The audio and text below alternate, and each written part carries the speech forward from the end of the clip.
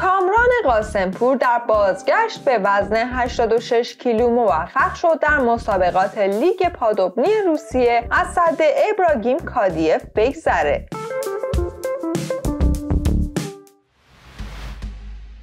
سلام خدمت همراهان. در وزن 86 کیلوی کشتی آزاد لیگ پادوبنی روسیه رقابت تیمی ایران و روسیه، کامران قاسمپور موفق شد با حساب 8-5 از سد ابراگیم کادیف قهرمان جوانان جهان در سال جاری میلادی بگذره. این کشتی در واقع میتونه پایان شیرین سال تلخ کامران قاسمپور باشه. کشتیگیری که در مسابقات جهانی آلبانی تنها 5 ثانیه با شکست دادن عبدالرشید سدولایف فاصله داشت، اما در نهایت حتی به مدال نرسید. با توجه به غیبت قطعی حسن یزدانی در مسابقات جهانی سال آینده، کامران یکی از مدعیان جدی وزن 86 کیلوی تیم ملیه و حالا با این پیروزی میتونه برای مرحله اول انتخابی که دیماه برگزار میشه آماده بشه. تو این کشتی کامران ابتدا از حریف خودش عقب افتاد، اما با زیرگیری‌های متوالی در وقت دوم موفق به جبران امتیازات از دست رفته و در نهایت پیروزی تو این کشتی شد. بریم این کشتی رو با هم ببینیم.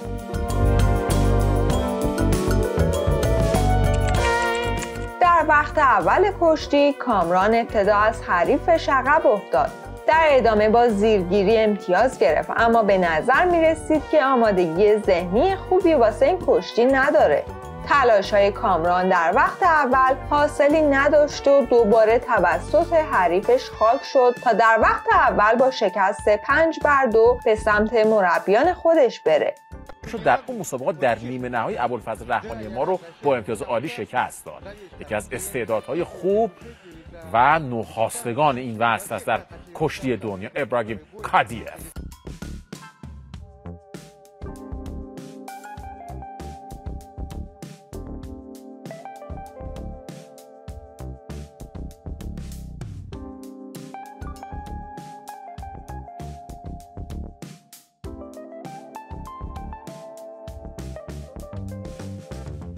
اصری از ثانیه میگیره. حالا دو دسته کسی در اختیار داره کادیف. به مانند همه روزها بازی با دستار خوب میدونه، اینجا خاک میکنه و اینجا موفق میشه 2 امتیاز رو به دست بیاره کادیف. حالا در خاک سر دست رو ببنده، بیاد داری کلید بارانداز که روسا نشون دادن که رو کلید بارانداز هم زیاد کار کردن. یه لحظه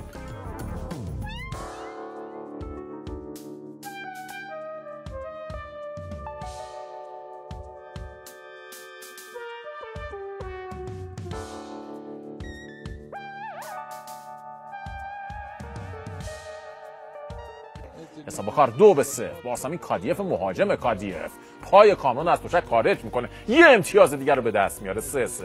کشتی دشوار. کامران با این حیف میشینه برای زیر، از اون زیرای قشنگ خودش، از اون زیرای با تکنیک خودش به پا رسید. اینجا به هر حال خاک میکنه به سختی. حساب کار 3-2. چقدر قشنگ زیرگیری میکنه، درس زیرگیری میده کامران قاسمپور. با 3-2 این کشتی کامران قاسمپور که طرفداران بیشماری در سطح کشتی دنیا داره. کامران حساب کار 3-2.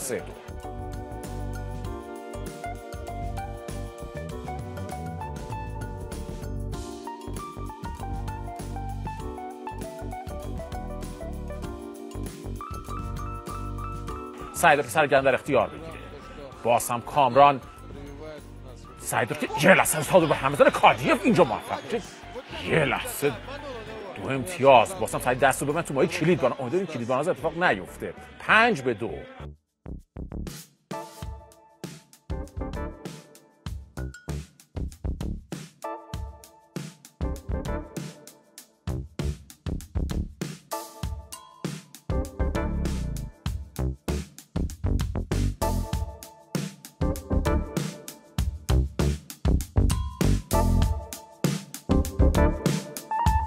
اگه به جدیدترین حواشی و اخبار دنیای کشتی علاقه‌مندین، حتما ویدیو رو لایک کنین.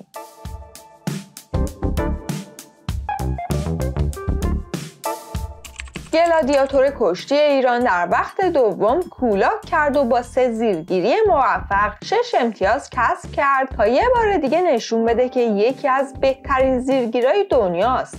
کشتیگیری که 2 طلای مسابقات جهانی رو داره و حالا آماده میشه تا در غیاب حسن یزدانی جانشین شایسته شیرشاه در 86 کیلو باشه.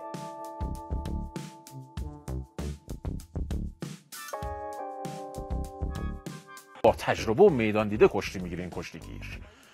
در مقابل کامران قاسمپور با این جسارت کشتی گرفتن جای تحسین داره. منتها کامران ما اومده کار رو جبران کنه. 2 امتیاز اینجا به دست میاد، یه زیرگیری عالی، باز هم خاک میکنه کامران. در مقابل تیز شنگی کامران قاسمپور کادیف خاک میشه. تمام تلاشش رو کرد در وقت اول.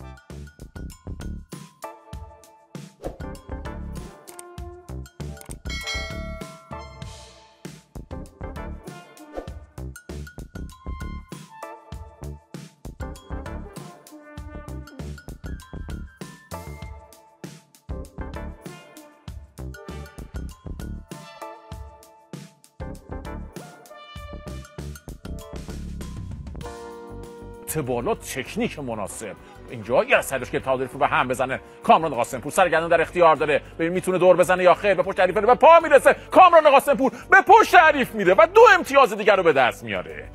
2 امتیاز دیگر رو به دست میاره کامران قاسمپور. حالا اعاده حیثیتی میکنه از خودش. اون کشتی در وقت اول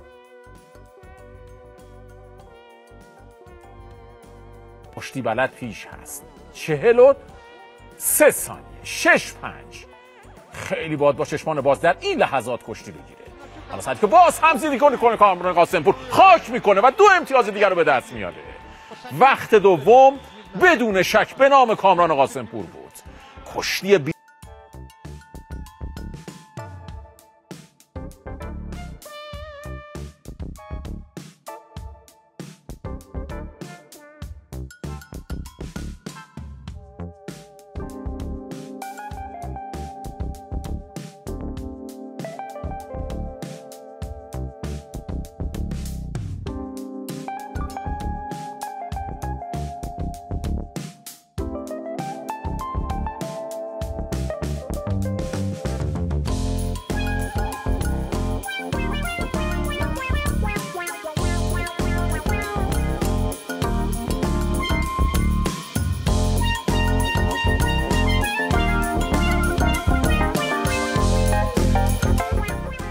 نظر شما در مورد کامران قاسمپور چیه؟ به نظرتون میتونه تو 86 کیلو به قهرمانی جهان و المپیک برسه؟ حتما این پایین در قسمت کامنت ها برام بنویسین و منتظر ویدیوی جذاب بعدی ورزش یونیک باشین.